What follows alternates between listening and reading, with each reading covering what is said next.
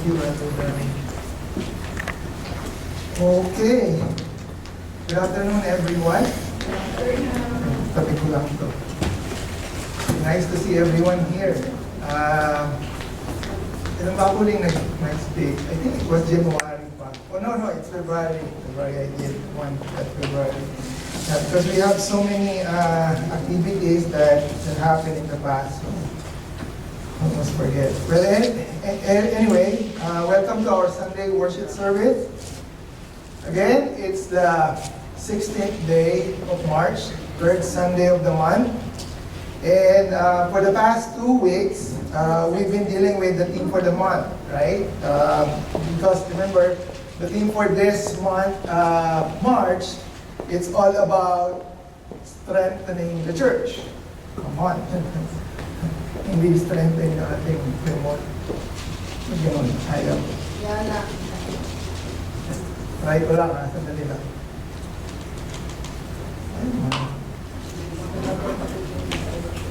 Yan, sige, paki-forward na lang. I'll let you know pagka kailangan. So, again, the theme for the month, for this whole month, and that is in line with the anniversary theme for this year, and that is all about the church. And for today, the subject that we will be dealing with or discussing with will still be aligned with that. And we will talk more about the subject about the church. And we will be continuing our study in the book of Revelation. Yeah, so I remember I started this series in the beginning of the year. Right? I think that was the second Sunday of the year. And our goal is to learn and list down the lesson principles on how we can strengthen the church based on the letter written on. Okay, keep forward mo na nga lang. Yeah, it's not working. Yeah. So based on the letter from the 7 churches on the book of Revelation. Okay? Again, the title of our message. Ayaw gumana. Wala pong battery. Is it big one mo? AAA? Ang hirap kasi, I have to, yeah. Or maybe I could use mine. Meron po. Sige, sandali lang ha. Para hindi tayo ma-disturb. Sige. Pupush na lang niya, Leia. Okay, where am I? Again, the title of our message, unveiling the relevance of Revelation. And this is going to be part 2, lesson from the 7 churches in the book of Revelation. And as always, let us open our message first in a word of prayer. Pray muna tayo. Our Heavenly Father, God, Lord, once again, we are so thankful, Lord God, for you bringing us all together here. Lord, to praise you, to worship you, and to listen, Lord God, to your word. Lord, I just pray that you will be the one to deliver your word. Be the speaker, Lord God, be the preacher. And use me only, Lord God, as your mouthpiece. And Lord, I just pray that that you would bind the works of the enemy in our midst, Lord God. Be glorified in our midst, Lord God. This I pray in Jesus' name. Amen. Amen. Okay. And to start our message for today, first, let us review some of, where am I now? You know what? Revelation. So this is what we were discussing, right? So the book of Revelation, lesson from the 7 churches, and this is our title, unveiling the relevance of Revelation. As I mentioned, this is going to be part 2 because part 1 I already discussed it in January.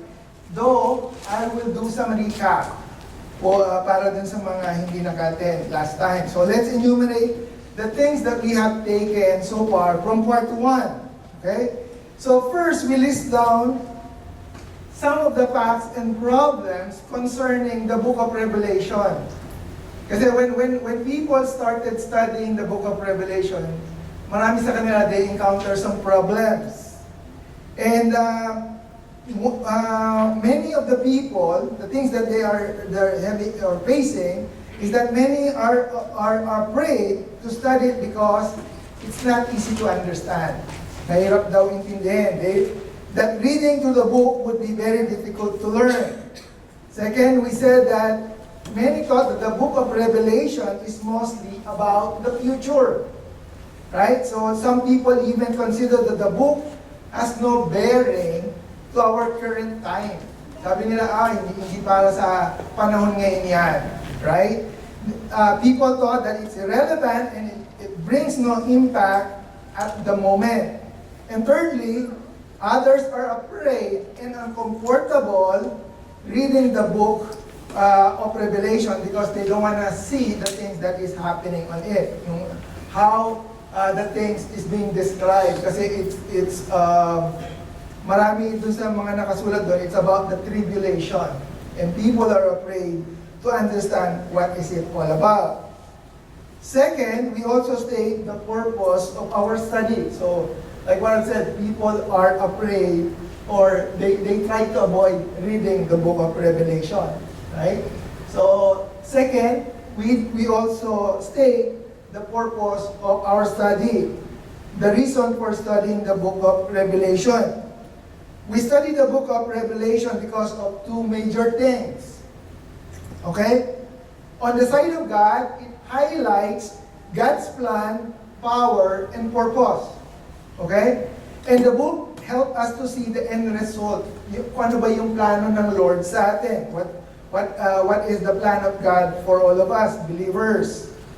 And on the side of man, it enlightens and it empowers us. It basically encourages us knowing what will happen so we can be prepared. Right? And then thirdly, later I will discuss this. Okay? Basically, this is the timeline of the end times. This is the map for the timeline. And thirdly, we also discuss about the historical background about the book of Revelation, yung timeline.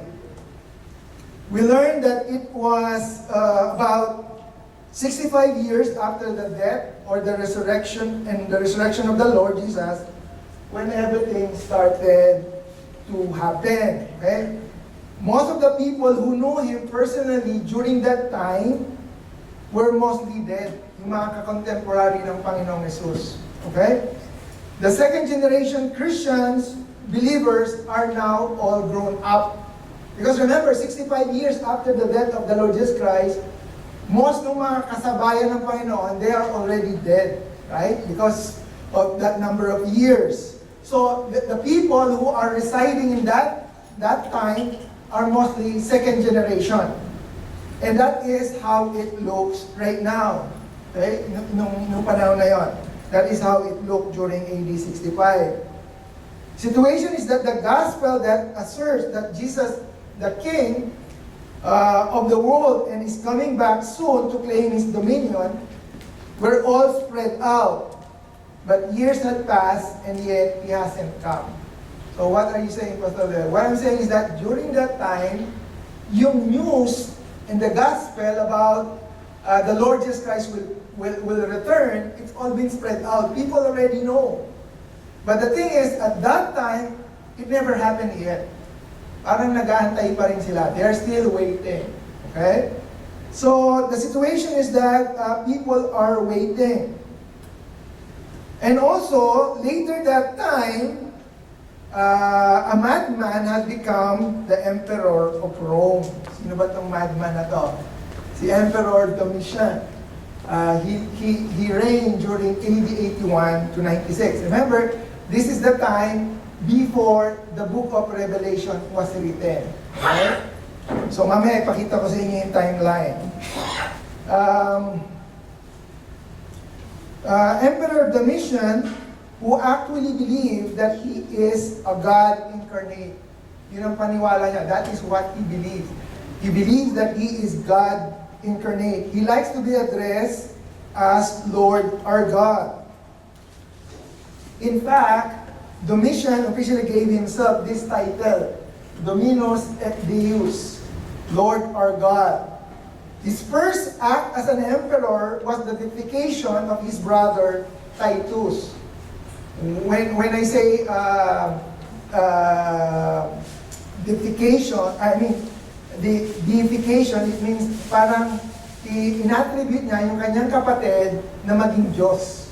Okay, the deity of his brother. Attributing his brother to be as God. That is his first act when he became an emperor. Parang dineclare niya, when he became an emperor, he declared that starting from now on, my brother Titus is considered to be God. That is what Emperor Domitian had in mind. He had this thing na he wants to be treated as God. He has decreed that anyone who holds public office, anyone who testifies in court, which practically everyone, must offer a pinch of incense to the emperor guardian spirit and declare that Caesar is Lord.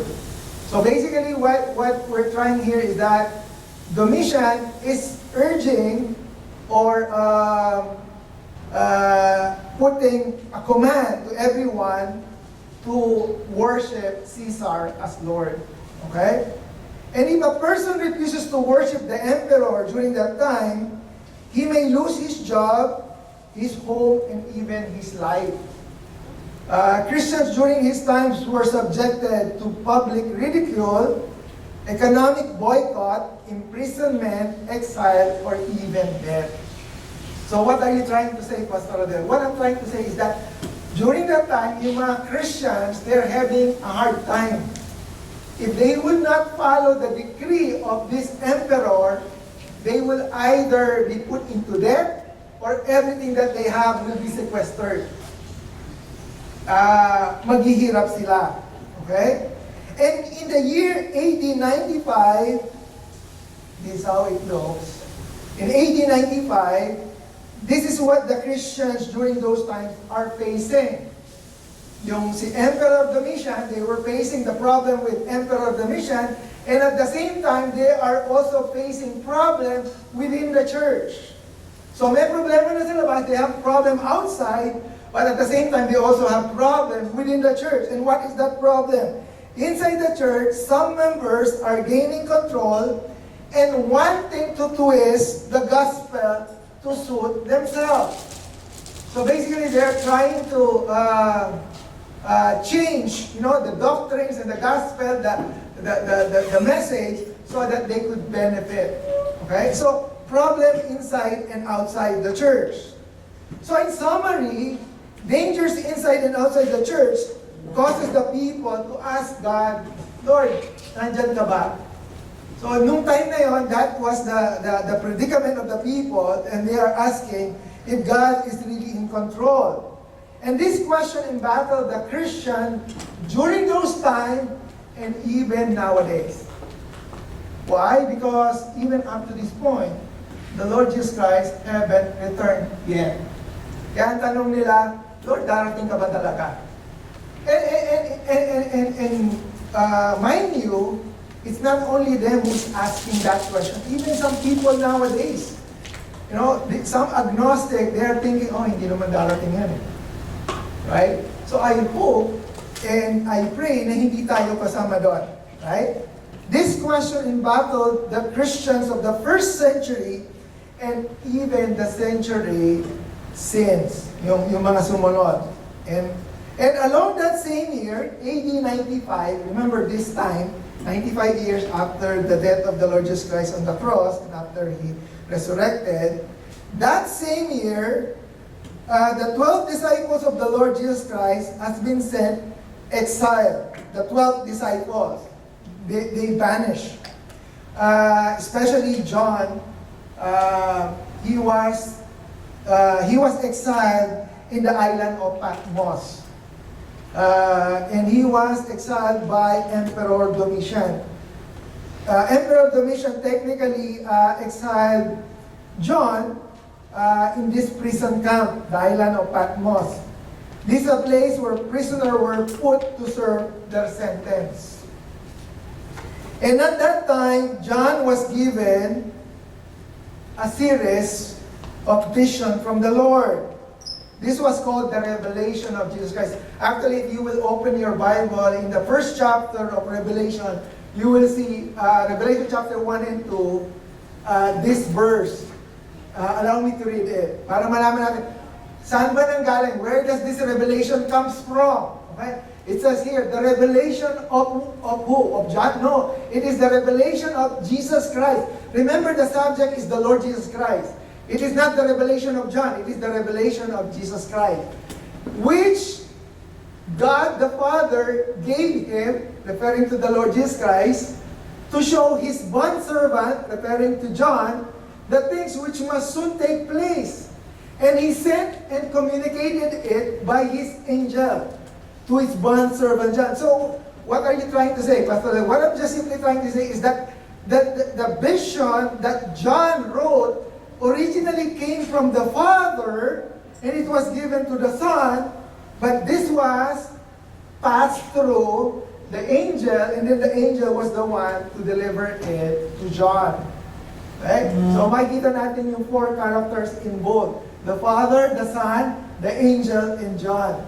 Okay? So verse 1 and 2. So we know where this vision comes from. It was from the Father. And the vision was not about the Father, it was about the Son.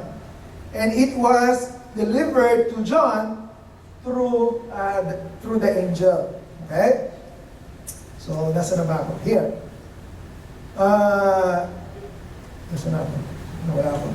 Yeah, okay. So, that was the revelation of Jesus Christ, which according to the writing was given to God to show his servants and followers what must soon take place. So, yun ang purpose. So, in conclusion, partly somehow the book of Revelation was also God's answer to the reign of terror. Kasi remember, there was this problem outside the church. You know, introduced by Emperor Domitian, right? Because the Christians at that time were being persecuted. So, that is the reason why the Lord gave this vision so that to address that problem. To answer that reign of terror so that Christian can foresee. Okay, what do you mean foresee? To look ahead the things that will soon take place. Kaya nga tinawag na revelation. And this is in a dimension never seen or revealed before. Because this is the first time God would reveal something in this magnitude. Right? Kasi remember, in the prior to this, it was not yet revealed. And this is, yung magnitude about the things to happen in the future. And this is also to showcase that God is always in control. And that was the historical background or the timeline of the book. So that is what's happening during that time before it was written. And that is something that we discussed last time. Importantly, last time we also discussed about the book, the writing, the book itself. So we learn and we understand that it was Apostle John who wrote the book of Revelation in the island of Patmos, and this was AD 95 years after the resurrection. Some authors also, John was also the same author who wrote 4 New Testament writings. The Gospel of John, 1 John, 2 John, and 3 John. And the book of Revelation is the 5th book that he has written. In the book of Revelation, his name was mentioned 4 times. So if you're going to read Revelation chapter 1 up to chapter 22, we could see that his name was mentioned 4 times. And also some tradition says that John was dropped by the Romans into a bath of boiling oil. I found this in the internet, yung painting there. Basically what is happening is when Emperor Domitian would like to punish all the followers of the Lord Jesus Christ, especially John, he put John in a boiling oil. No? Para siyang ipiprito na parang lechon or something like that, lechon kawali. But the thing is, hindi siya naluto. He was not, burned. And eventually what happened is that Apostle John did not die. Instead, Domitian banished him in the barren rock of Patmos. Dinala na lang siya sa Patmos. Ay, hindi siya mamatay-matay, so dalhin nyo na lang siya doon sa Patmos Island. Okay? So, that is what happened. He is the writer of the book of Revelation. So, it's important, it's an interesting thing to note, right? The book was written somewhere in AD 95, just like what I mentioned, during his exile. And this writing was primarily and purposely addressed to the 7 churches of that time. Okay, the 7 Asian churches, namely Ephesus. Okay, nandiyan naman, Smyrna, Pergamum, Thyatira, Sardis, Philadelphia, and Laodicea. The purpose why this book was written is to address certain things, and it is addressed to these 7 churches. Okay? Yun yung primary recipient of this book or this letter. The content of his writing, the title of the book, Revelation, comes from the Greek word apocalypse, which refers to an unveiling or disclosure of something yet unknown. Okay, that word apocalypse, the English word apocalypse, that is where it comes from. The structure of the book. Okay, we're talking about the book. The book of Revelation can be technically divided into 3 sections, which is based from the statement found in verse 19. Okay, here. Sabi sa verse 19 ng Revelation chapter 1, the instruction to John is, write therefore what you have seen, what is now, and what will take place. So there are 3 things that God instructed John. Okay, write these things. So he wants John to write 3 subjects. The past, what you have seen in the past, what you have seen happening right now, and what are the things you will see in the future. Right? So if you divide the whole book of Revelation, you could see these 3 sections. Actually, if you are going to look at the end times, or the map of the end times event, that is the same thing you could see here. There you go. So, what you have seen, chapter 1, what is now is chapter 2 and 3, and then what will take place is chapter 4 up to chapter 22. Okay? So, if you're going to understand the context of the whole book, that is how it is divided. Okay? So, but again, we're not going to cover the whole thing. Actually, we're only going to cover chapter 1 up to chapter 3. I already covered chapter 1 last time, the introduction, but right now we're going to cover chapter 2. And we will continue with the rest, chapter 3 on the succeeding message. Kasi this is a 7 message or 7 letters to the 7 churches, and I don't think we could finish everything in one sitting, right? So, again, chapter 1, those are the things that you have seen in the past. Chapter 2 and 3, the things that is currently happening during that time. And chapter 4 and 22, the things that will happen in the future. Actually, chapter 4 and 22, these are the things that is not yet happening even during our time. Wala pa kasi tayo sa period of tribulation eh. We're not yet in the tribulation. We are still in the church age. We belong in the church age. Okay? Okay. So that was the structure of the book. How about the style of writing? The style of writing is that the book of Revelation is classified as a book of prophecy. Pag sinabi natin prophecy, it's about book of, future event, things to happen. Though the content of the book can also be categorically classified in a form of a letter. So it can be classified as an epistle too. Okay? And this epistle was addressed to the 7 churches in Asia. Okay. And lastly, upon learning, upon learning all the necessary information last time, the problem, the purpose, and some important backgrounds, we immediately jump into the lesson from these 7 churches. I remember we discussed the letter addressed to the church of Ephesus, right? That was from chapter 2, verse 1 to 7. I'm not going to read it because that is not our subject for today. But I would just simply mention, what we have learned from the from the letter to Ephesus. Remember Ephesus, the city are famous. The city is famous as a religious and cultural economic center, right? Yung place ng Ephesus. They have some admirable qualities. Actually, this is what we have discussed last time. The place, Ephesus, right? They are known for religious and pagan temples, yung place ng Ephesus. How about the people?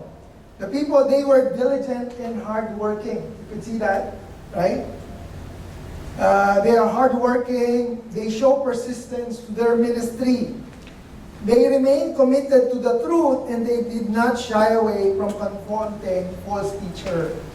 Yun yung qualities ng mga people inside the church of Ephesus.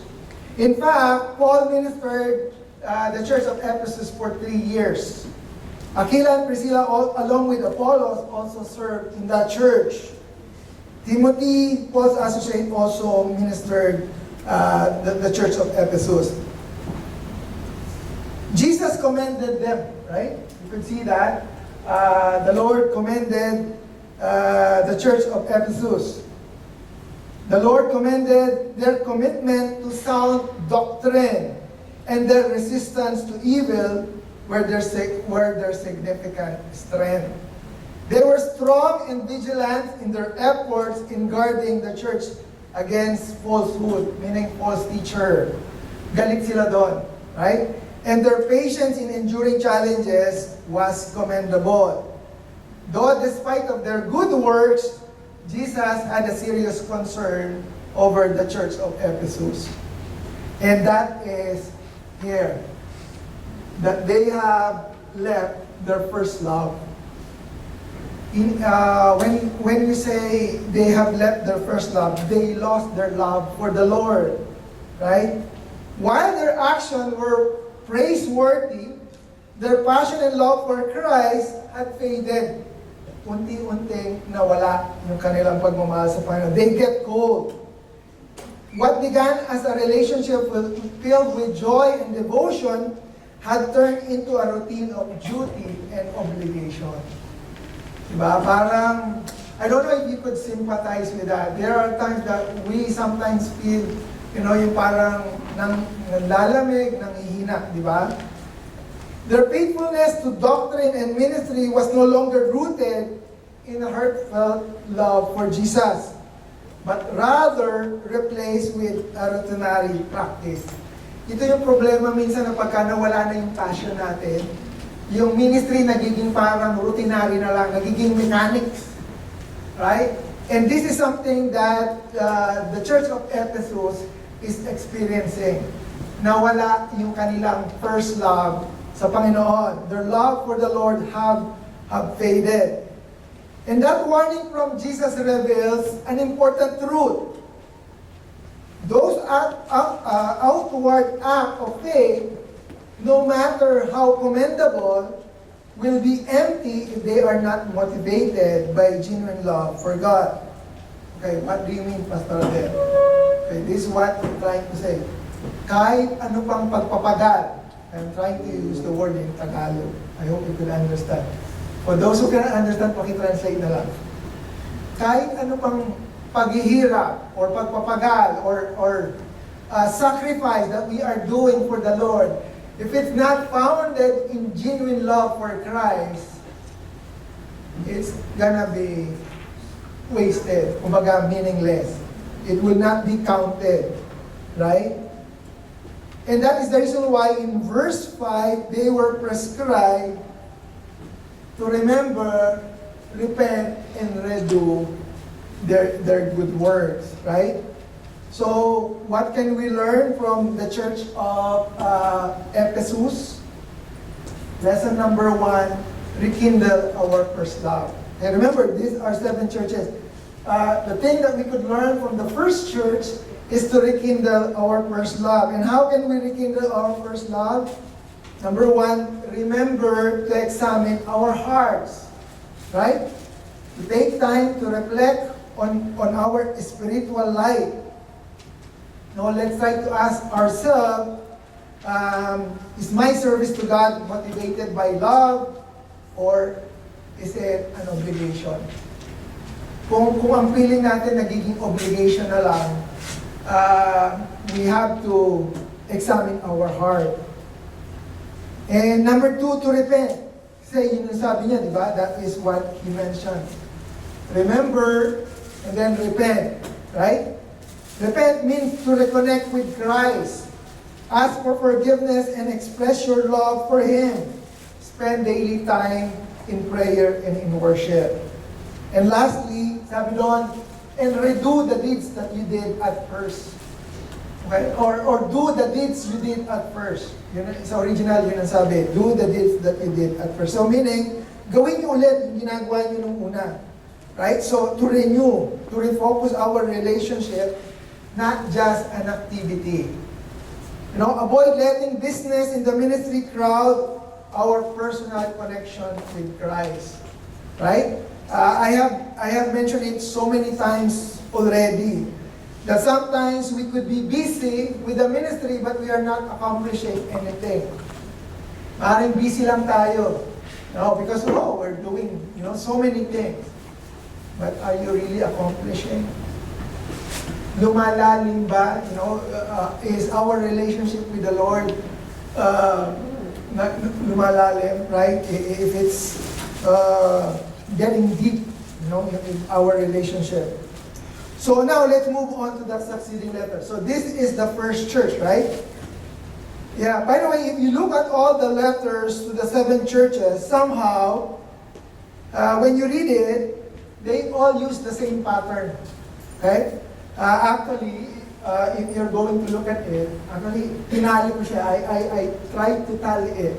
So, if you will read the letters, you will see the way the Lord Jesus Christ described Himself to each letter, His commendation, His criticism, His instruction and promise to every church or the 7 churches in the book of Revelation. Okay? Those are the pattern given to John in the vision. The letter seems to contain the same idea or context on how it was presented to them. And this is what I would like to present as well.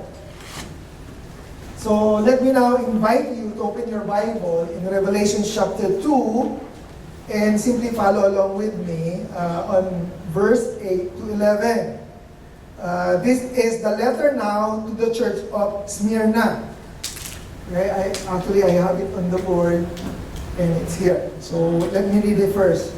And to the angel of the church in Smyrna write, the first and the last who was dead and has come to life, say this, I know your tribulation and your poverty, but you are rich.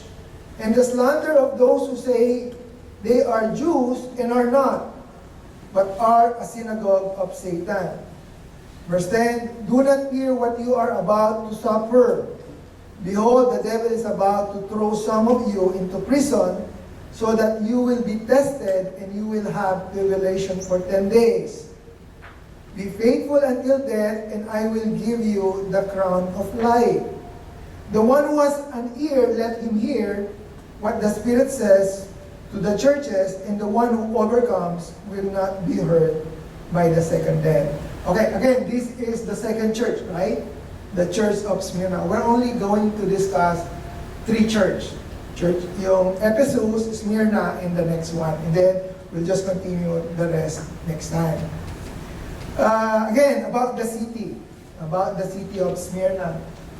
The city of Smyrna, the city of Smyrna was large, and it was beautiful and very proud. It was the center of learning and culture. Okay? They are known as the city claimed to be the glory of Asia during that time. Smyrna was a rich city. They were great in trade. Okay? And it stood at the end of the road which served the valley of the river Hermus, where all trade follow in the market's outlets through its harbor. So, yung Smyrna, they are in the center and they are considered as a trade city. Okay? Like Ephesus, Smyrna is a city of wealth and commercial greatness. They are well known for wine trade. Okay?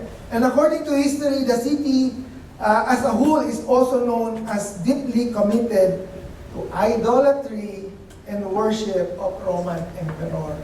So that is the background of the city of Smyrna.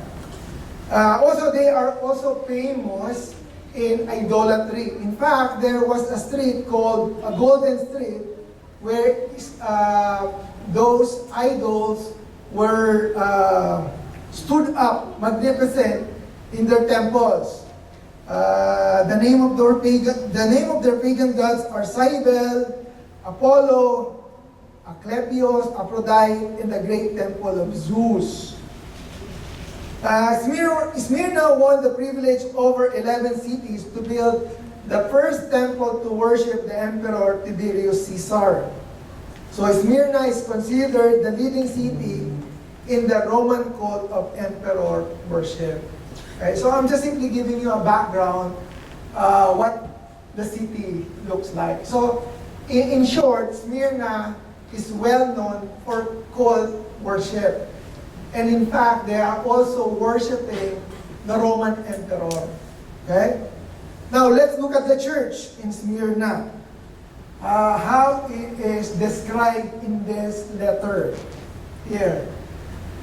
So, in spite of that, the church in Smyrna stood up as a beacon of perseverance and strength amid severe city trials. So what I'm trying to say is that despite of these things that is also happening in their surrounding, they are persevering. Okay? Despite of the tribulation that is happening to them, they are relentless in persecution, enduring not only physical hardship, but also slander and economic deprivation. Remember I was telling you a while ago, they were deprived, right? They were deprived with things when they disobey the Roman emperor during those times. But despite of that, even with their outward poverty, Jesus saw the true wealth and commended them. These are the powerful words of the Lord Jesus Christ. Sabi niya, I know your tribulation. This is the Lord Jesus Christ speaking here. And your poverty. So the Lord Jesus Christ knows what are they facing, right? But look at that. The Lord Jesus Christ, even though you look, to some that it looks like you're poor, but to me, you are rich. Okay, that is the commendation of the Lord Jesus Christ. Their spiritual richness stems from their unwavering faith, commitment, and dedication to the Lord Jesus Christ. Describe of those people who are trying to take advantage of you. You know, they were saying that they were Jews and they are not. But look at this. The Lord Jesus Christ is describing those people, they are the synagogue of Satan. Right? Others have viewed them as a weak or downtrodden. In God's eye, they were abundantly strong and blessed. Unlike many churches addressed in Revelation, Smyrna received no rebuke from the Lord Jesus Christ. Instead, Jesus offered them some reassurance and encouragement. Look at how the Lord encouraged them. Do not fear, sabi ng Lord, the prescription, and be faithful. Right? Do not be afraid of what you are about to suffer, but be faithful even to the point of death, and I will give you the crown of life. The Lord did not promise to shield them from suffering. And this is one good thing that we have to also realize. Because sometimes we ask the Lord for protection, right? But sometimes the Lord will allow us to pass some problems in our life. But He is also reassuring us with strength, right? That we could surpass everything that we will face along the way. The Lord did not promise to shield them from suffering, nor He did not offer them immediate relief from their trials, but rather He prepared them for difficulties ahead, urging them to be steadfast. These encouragements remind us that the Lord sees the struggles and walks with us through them. A lot of people is suffering. Who among you did not encounter suffering? I think most of us, right? Suffering is inevitable part of Christian life. Jesus Himself warned us that we would face tribulation. He mentioned that in John chapter 16, right? However, trials serve as a purpose. They refine our faith, they define our dependence on God, and prepare us for eternal glory. And faithfulness in suffering reveals our trust in God. When we endure hardship with hope and perseverance, we demonstrate that our confidence lies not in this world, but in Christ's eternal promises. Okay? So, what can we learn from the church of Smyrna here? Mali na pindot ka, sir. Here. Be fearless and faithful in suffering. What can we learn from the church of Ephesus? Rekindle our first love, right? But with Smyrna, be fearless and faithful in suffering. Okay? We finished 2 letters now. Sabi nyo, be fearless, meaning to trust God in difficult times. So we finished two church. The description for each church, look at this. Ephesus was described as the loveless church. So what did the Lord prescribe them? Rekindle your first love. Why? Because you're loveless. Look at Smyrna, how they are described. They are the persecuted church. So what is the prescription? Be faithful and fearless. Why? Because you are being persecuted. So in order for you to persevere, right? So you have to be fearless and faithful. Okay? So we're only going to finish up to Pergamos, the next one. Okay? The church of Pergamos. You could find this in chapter 2, verse 12 to 17. And allow me to read it again. Here. 12 to 17. Basahin natin. Let's read the letter for the church of Pergamos. And the angel of the church in Pergamum write, look at this. This is the description of the Lord to Himself. The one who has the sharp two-edged sword says this. Right? That was the description of the Lord to Himself. Verse 13. I know where you dwell, where Satan's throne is. And you hold firmly to my name and did not deny my faith, even in the days of Antipas, my witness, my faithful one who was killed among you, where Satan dwells. But I have few things against you, because you have some there who holds the teaching of Balaam, who kept teaching Balak to put a stumbling block before the sons of Israel. And what is that? To eat things sacrificed to idols and to commit sexual immorality. So you too have some who in the same way hold to the teaching of Nicolaitans. Therefore, repent or else I'm coming to you quickly, and I will wage war against them with the swords of my mouth. The one who has ear, let him hear what the Spirit says to the churches. To the one who overcomes, I will give some of the hidden manna, and I will give him a white stone and a new name written on the stone, which no one knows except the ones who receive it. So again, this is the third letter for the third church, and that is the church of Pergamos. Okay, now let's look at the characteristic of this city, Pergamum or Pergamos. Pergamos is different from Ephesus and Smyrna. Pergamos was a political capital of Roman province. Kanina, Smyrna and what's the name? The Ephesus, they are more in trade, in commercial. But this time, Pergamos is more of like a political capital. Parang here, parang Ottawa or parang Washington, di ba? Something like that. The city was noted the center for culture and education, having one of the great libraries in the ancient world with more than 200,000 volumes.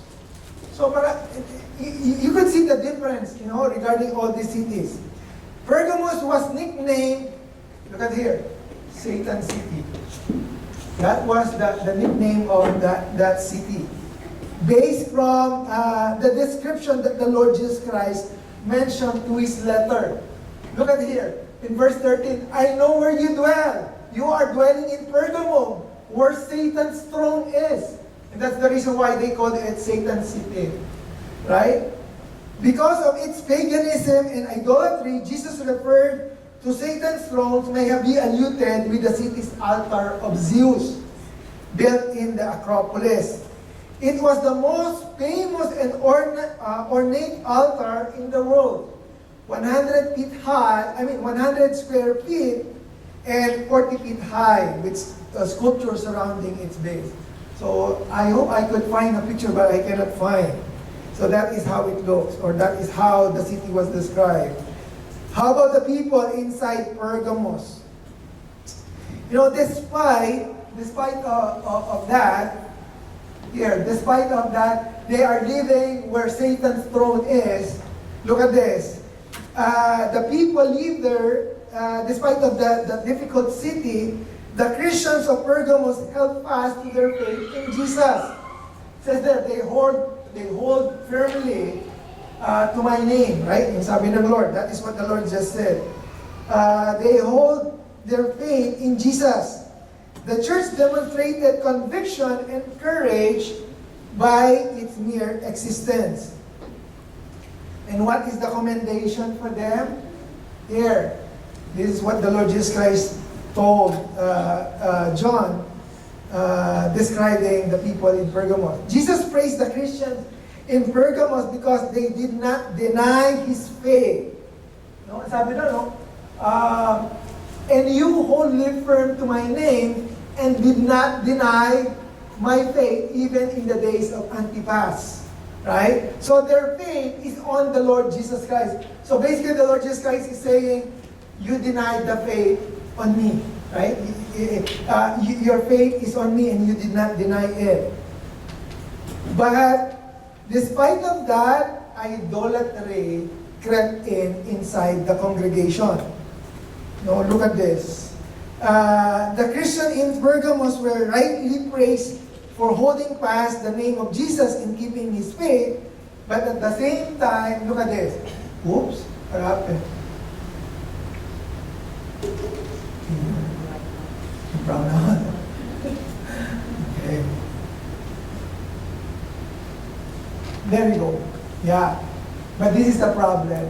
May problema yung people inside. But these are the things that against you. Sabi ng Lord.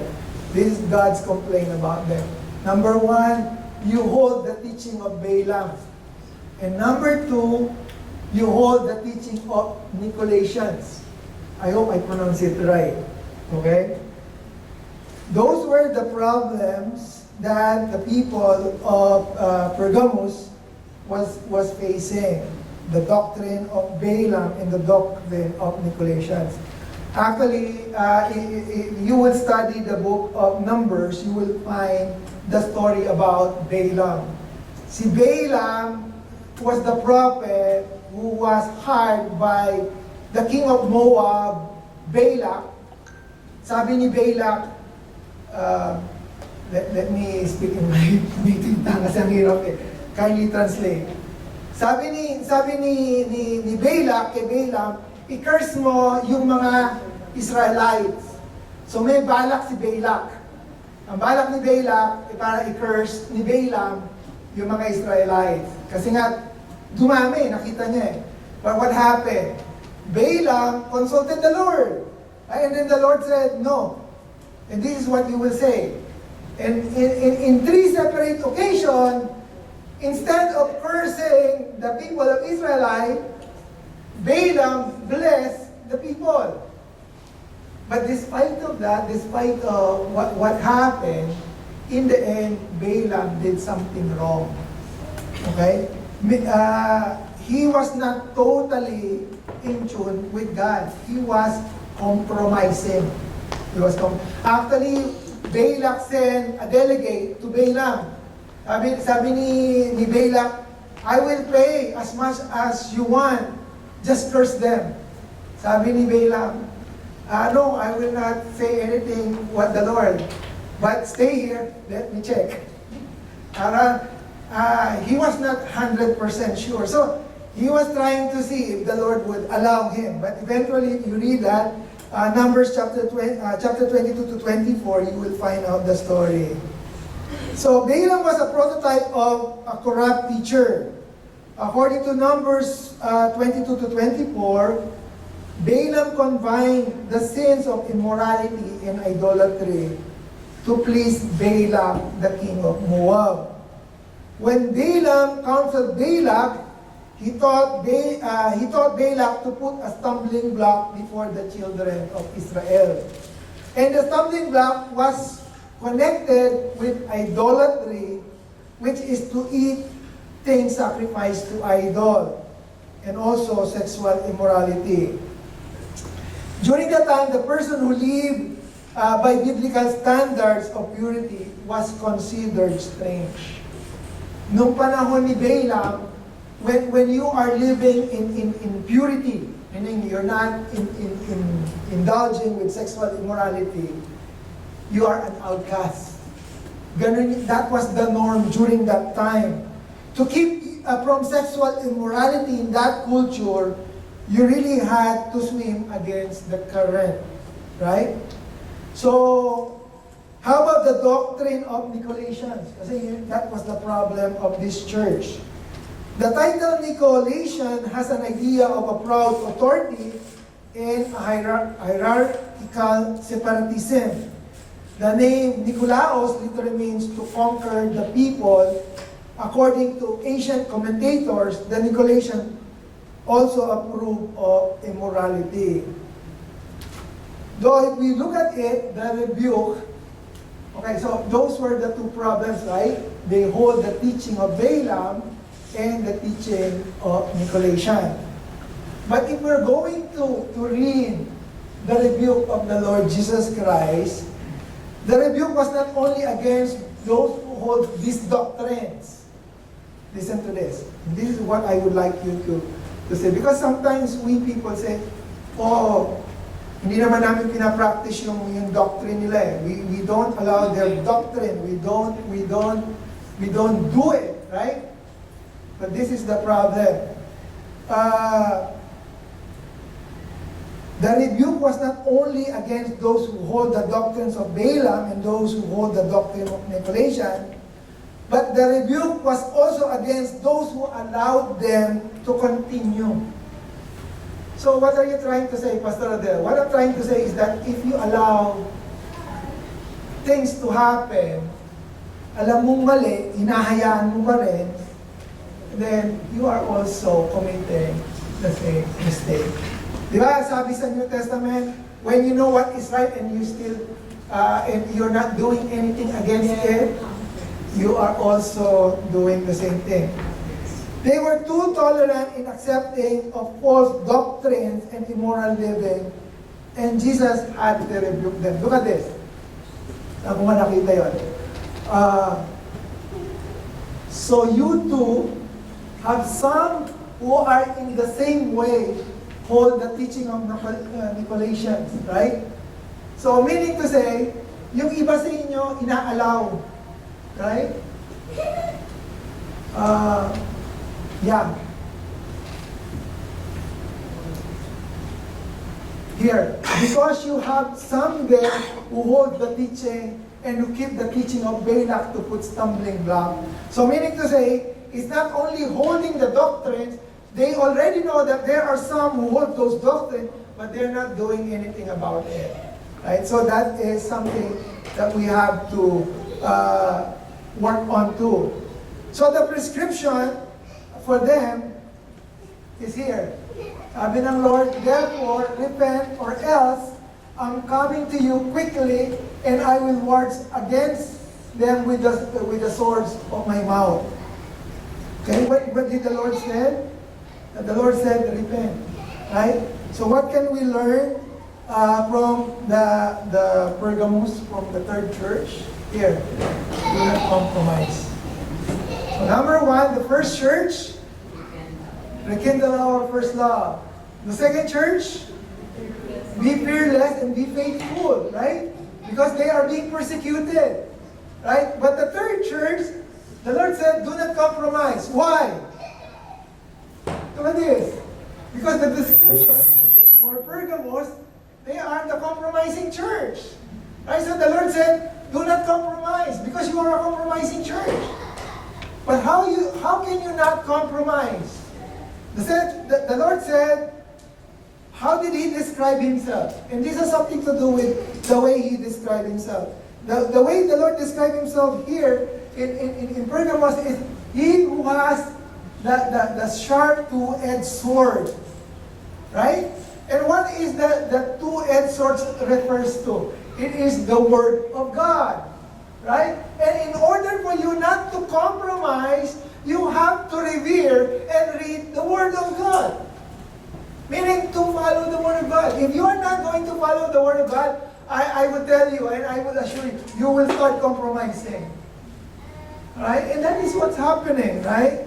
And also, He said, repent. How many times the word repent in this church? Actually, you could see that many times. So, again, that is what we have learned. We're not going to finish it because meron pa tayong apat, probably two more messages. So, let's close this for now. And we'll continue the lessons for the succeeding churches. Let's pray. Our Heavenly Father, Lord, once again, we would like to thank you for this time that we have this privilege and chance to study, Lord God, the book of Revelation. Lord, truly sometimes we feel awkward or sometimes we are afraid to read it, Lord God, because of the many uncertainties and the many things that people are saying about the book. But Lord, we thank you because you are opening our minds regarding your promises, regarding, Lord God, your instruction, the lessons that we could learn from these 7 churches, Lord God. Lord, we pray that we would learn to be more loving, Lord God, and to be more fearless and faithful to you, just like the churches, Lord God, of Ephesus and Smyrna. And also, Lord God, help us to be more non-compromising, Lord God, and this is by studying your word. And Lord, we commit to you, Lord God, our life, and as we continue, Lord God, with this church age, Lord God, Lord, we pray that you would prepare us in the days to come, in the future, Lord God, that we will be ready in facing you face to face. Lord, once again, we thank you and we commit to you, Lord, the rest of the day. In Jesus' name.